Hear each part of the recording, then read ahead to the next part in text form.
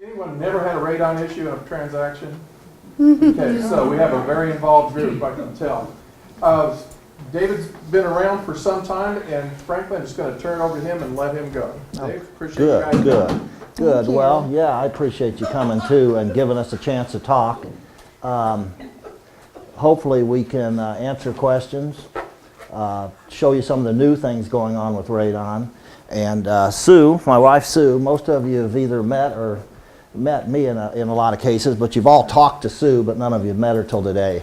But the way we do these things is she does the presentation, then I interrupt her once in a while with a dumb comment. But I'll turn it over to Sue and let her start. What could I say to that one? No, but we are. How long? Well, we were together 30 28. years. Yeah, for something like that. Okay. But we really want to thank you guys for coming. Like we say, what we're going to do is just give you a little brief presentation about us, tell you a little bit more about radon so you understand the health risk.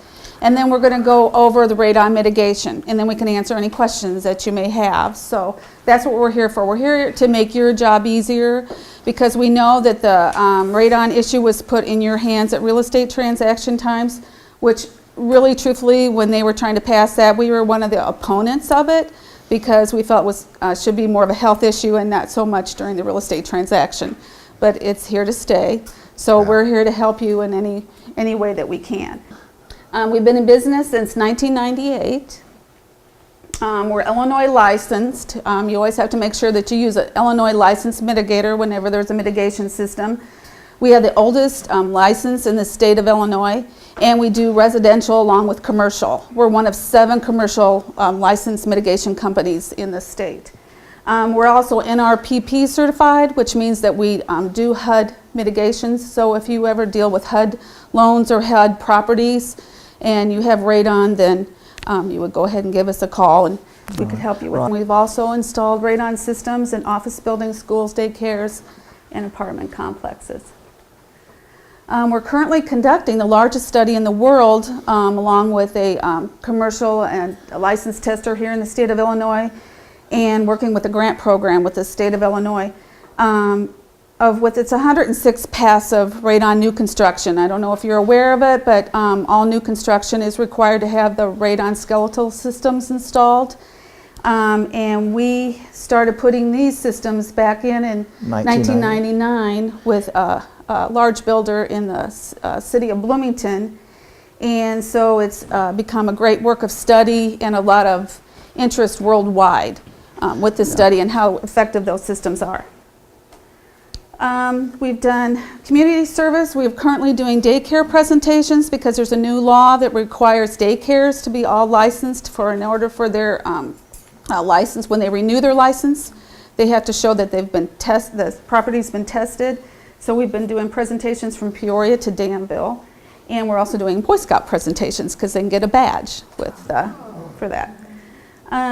So let's go over radon just a little bit. I know you probably all know this, but it doesn't help to reinforce it.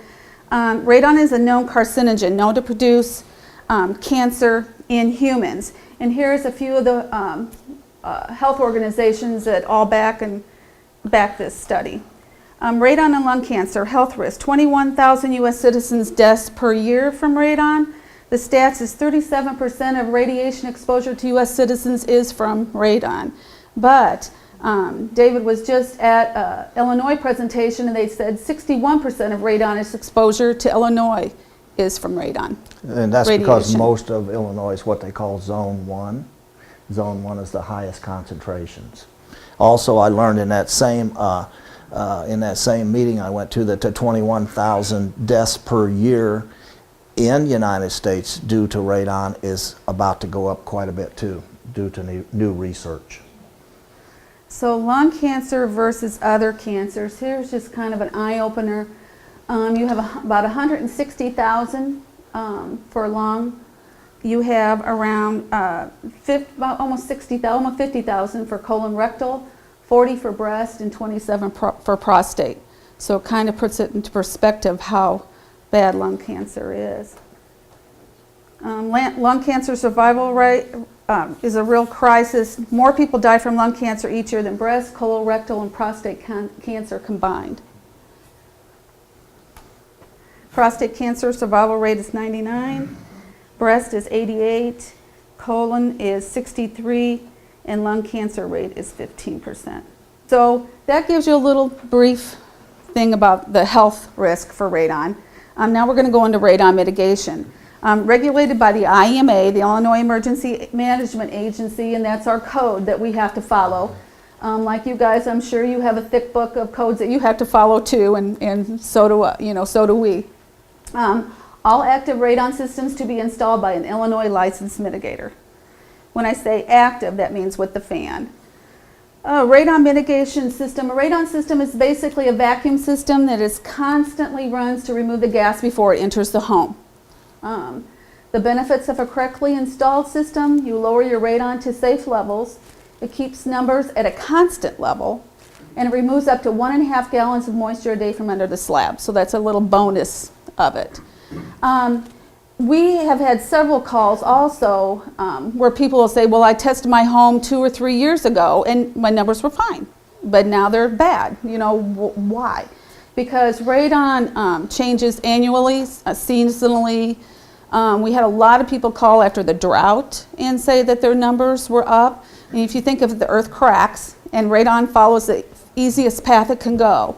So the only way that you can keep a constant safe level in your home is to have a radon mitigation system in your home. Right. Because of the geological factor of where we live.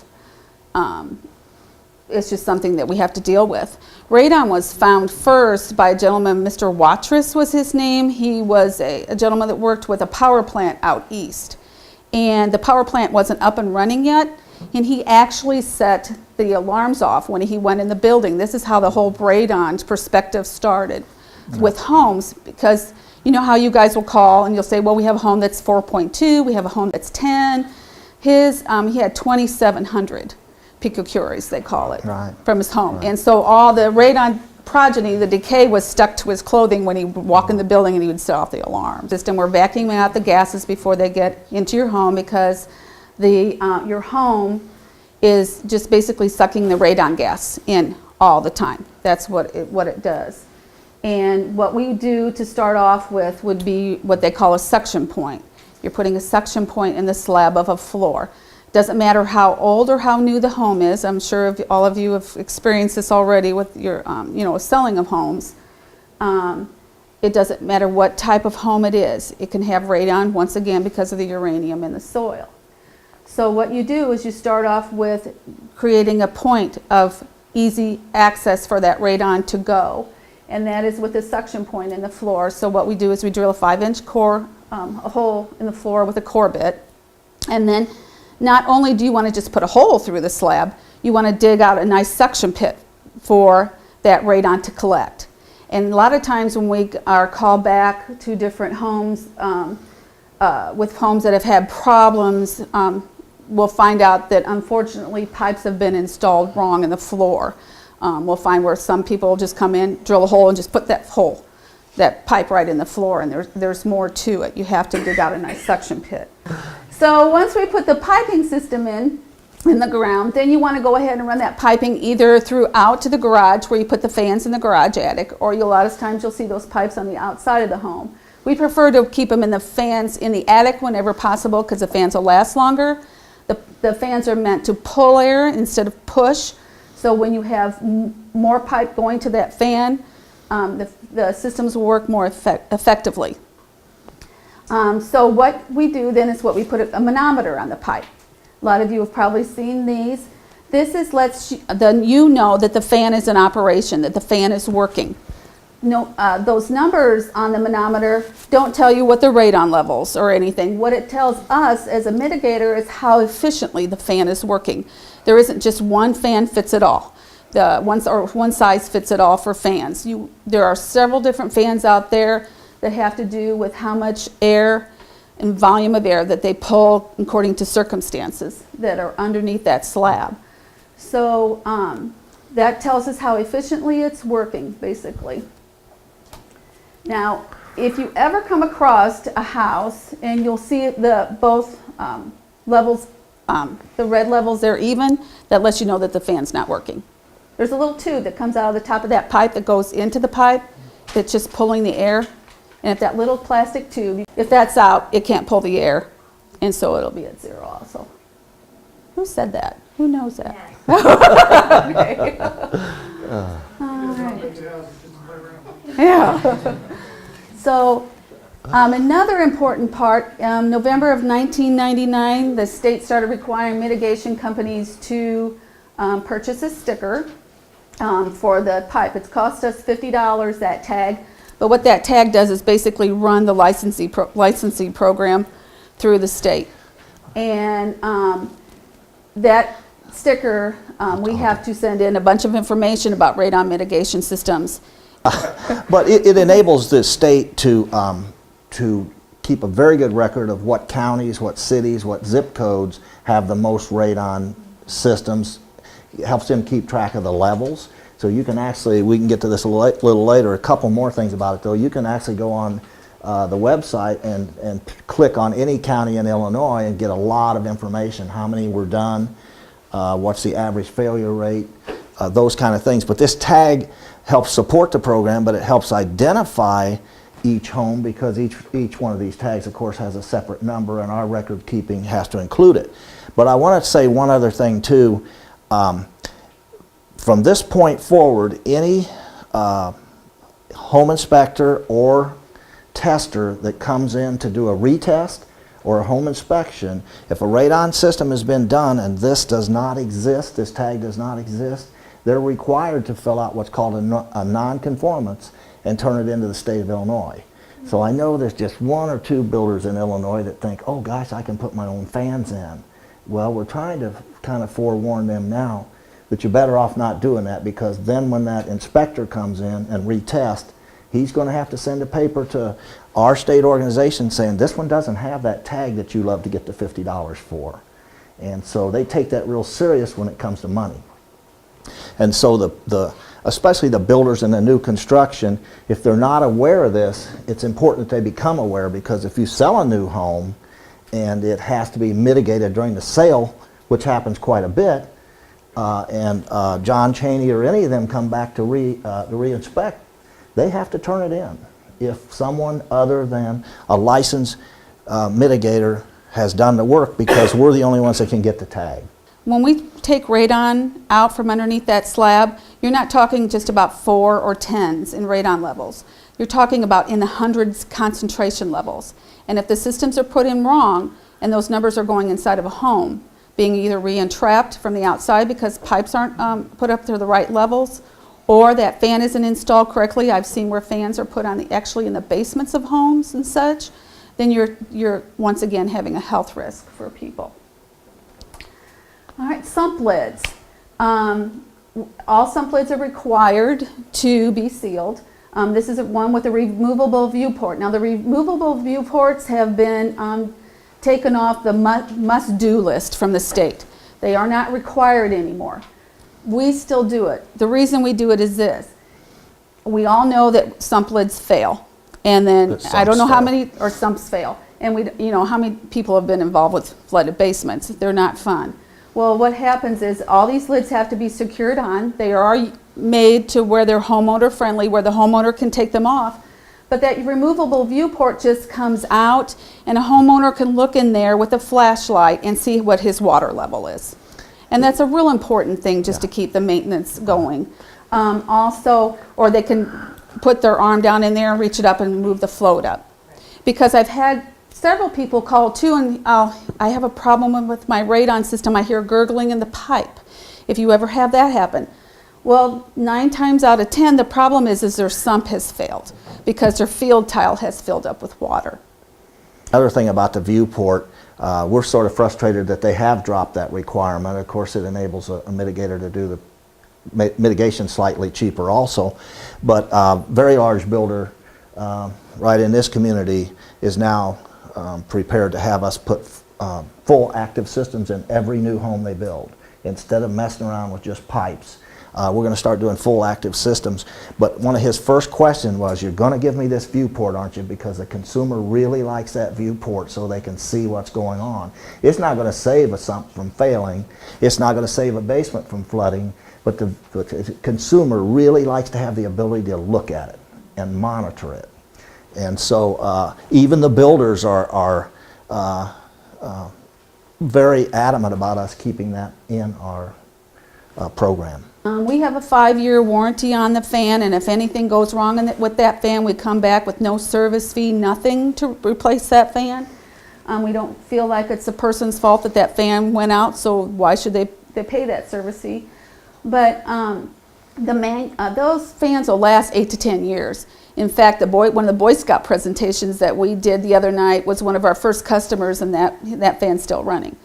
So they're really a good thing. But you know, when I talked about we want these put in correctly, when I've seen the fans in the basement, the rubber hubs, if they're not put on there correctly, then that poses a leak and for the radon gases to come out. So you always want these fans either on the outside or up in the attic. Also, on the fans themselves, not only do we warranty it for 5 years, that's trip charge, fan and all. If we have to replace one within that 5-year period, we give them an automatic new 5-year warranty. Yeah. Give them a second warranty. I always use a gray pipe because gray pipe is UV resistant compared to your white pipe. So, and it doesn't show up as much. So if you ever see a gray pipe coming out of the roof, you'll know that it's our pipe. It is marked also on the roof. Another note, a lot of you guys will have to deal with roofers, and if they do have a mitigation system, turn that mitigation system off while the roofers are on, because that's a health risk for them when they go by that pipe. Right. And if they drop a roofing nail down the pipe, it's a fan risk. Yeah. Yeah. Exterior systems, that's where you see the fan and the piping on the outside of the home. Once again, that pipe has to extend past the highest gutter line. Highest gutter line and a foot above the roof wherever you're at. And the window, And 2 foot above any window or 10 feet away. so they can't be by the windows either because of re-entrapment. You'll see some systems with gutter. When we first started the business, we did that, but we live in an area, fortunately, where we have very cold winters. And because these things take out moisture from under the slab a day, they have a tendency more to freeze with that gutter pipe, and they become very heavy. So with your PVC pipe, the systems will work more efficiently. This is our last option when we get into a home. There certainly are some designs we just can't figure out a way to keep it interior, but our policy is to work awful hard at not having to hang it on the exterior of a home. We just hate doing that, and we're doing one this morning that way, but I can tell you my foreman spent an hour trying to figure out an alternative before he did that, because that's our policy. Now, if we do have to put them on the outside of the home, we use a fan cover box, and there's 2 reasons why. Some of you have seen those fans turn really yellow on the outside. Well, that makes that plastic brittle and such, so the fans won't last as long. Also, it's more aesthetic pleasing. And also the on and off switch is by that outside fan, so anyone could just come and turn that fan off. So it protects it from... A crawl space you want to seal just as airtight. You want to make them airtight. And it used to be the requirement with the state that we had to use 1x3s. We still use that. The reason being is this: we use a radon retarder film that's actually made for the industry. It's a really heavy, dense film. It has steel fibers that are meshed through it. And then you take that up the wall, and you'll use a special caulk to press that. Some of you have our crawl space systems in your homes. You press that along the wall, you make that seal really, really tight, and then use the 1x3s with the Tapcon screws to secure it. One thing about using Tapcon screws compared just to using a nail gun is it won't explode the blocks. Another thing is, a lot of crawl spaces will have plumbing and electrical and such in that, and when you get contractors working in there and they start crawling around on that and everything, if those boards weren't up there over time, and we've seen several crawl spaces where there's just 6mm visqueen or even just the radon retarder film, and all it is glue, it just doesn't hold the test of time. We've done 3,600 of these homes. We know how important it is to hold that film up, especially for people to access, and we know that most people because they've dropped the requirement, have also dropped it from their QA, we call it, their quality approach to their assessment program. But we feel those boards are entirely necessary, and I'm fighting tooth and nail to get that law reinstated. So 3 important changes in Illinois radon laws. All new construction homes and duplexes must have radon passive systems installed. All licensed daycare centers in Illinois must be tested with license renewal, and all HUD structures must be tested and mitigated when necessary for loan approval. So services we offer: free estimates, no charge to inspect current radon systems, and crawl space solutions and inspections. We talked about the warranty of the fan. Also the guarantee is that we guarantee test results of less than 3.6, no stipulations. So once your client gets a price, that's it. We guarantee the work. We have had to go back to homes, a handful of them, over these, how many years we've been in business, since 1998, maybe 3-4 times, and they're an old 1950, they're usually a 1950, era home, but that was at our cost. 4 through studies is the same as a half a pack of cigarettes a day. And really a half a pack of cigarettes a day usually won't kill you with lung cancer, but I certainly don't want my kids smoking a half a pack of cigarettes a day. And so that's why the World Health Organizations say 4 is not a good enough number. 4 is a number that just thrown out there to because it was fairly easy to achieve. Believe it or not, the protocol for ending up with the number 4 was embarrassing, because the EPA came up with that number because in their research they found the number 4 a reasonably achievable number. But now as research keeps going on and on and on, I don't think that number 4 is going to change, so don't get me wrong about that. But as research goes on and on and on, it is evident that the number 4 is not the safest level for your children, for sure. And everybody building a new home, on them plans it says, kids play down in the basement. Everybody's got their family room, kids play area in the basement, which is the highest levels. So for my own children, I was a 3.7, but that was not acceptable. Great question, because we faced a little bit of that too. And we had that one rain in the last couple of years that was supposed to be one of those every 100-year rains that happens every 5 years. And we had that with our own systems, and the fact that we sealed them so tight was could be somewhat of an enemy. But when we enter a crawl space, the first thing we look for is any water stains that have ever happened in that wall. And any place we can detect any chance that water's ever been in there, we make sure our film is above that water stain line. Because technically, if that water's under the radon film, it's a non-issue.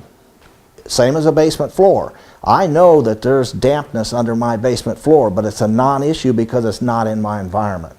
So the only thing we can do for crawl spaces is pay a lot of attention to what has ever happened to them before and work from there. But also it's a home issue. A lot of it's created from gutters. A lot of it's created from reverse fall into that crawl space. And we can't control those kind of things, but we can keep our film high enough to try to control, to keep it under our film. And like I say, then it's a non-issue to a large degree, the same as a basement floor is. But it definitely, after that 5-inch or 6 or 7-inch rain, whatever it was, we had a few. We had a few we went back to, and we reassessed what we did, and definitely a concern. Like I was saying earlier, we have some very major builders in Central Illinois that are now coming to us saying, I'm sick and tired of hearing the radon word. I'm tired of selling my home and then the buyer saying, you may have a $600,000 home that doesn't even have the carpet yet, and the buyer's saying, well, I want a radon test before I buy. And then if it fails, we're scrambling to get it activated so we don't slow the closing down. And then the builder pays for a retest to prove we did our job right. And so because of that frustration and the new passive radon laws that came into effect this year are also much stricter. There's no one in this town that's doing passive radon systems up to that code. So now the builders are just coming to us and saying, guess what? Just put a radon system in. A total radon system. So that's the more of them we can put in, the easier your job is. When radon's in your lung and it goes through a explosion process, it pits your lung, And radon creates a mutant cell by doing that, and cancer attacks mutant cells. That's what we do know. And we do know, of course, we're doing all the doctors' homes. And as a matter of fact, the nuclear physicist that runs a program here at U of I was adamant about getting us to do his home. But there really isn't any non-belief now, and now the doctors seemingly are finding a way to pinpoint whether it's radon or not that's created the lung cancer. And so we know the explosion happens. We know the cancer attacks those mutant cells. I can tell you this as a fact too. If you want to know what the radon numbers were in the home you used to live in, all you got to do is go take a piece of window glass out of it, take it to the lab, and it pits glass the same as it pits your lungs. And all the lab has to do is measure the pits in the glass, and they can tell you what the radon used to be where you did live. Well, it's another good question, but the way it's explained to us, and I'm a drill and a hammer guy, but the way it's explained to us is it dissipates very quickly if it gets the air to let it dissipate. What you don't want to do is dump it right out of the side of your house and have the kids set up the lemonade stand there. That's why they require that we excavate it, expel it at that height, because they know it dissipates fast when it hits the air, but they don't want a chance of it coming back in your house with a whole house fan or atmospheric conditions.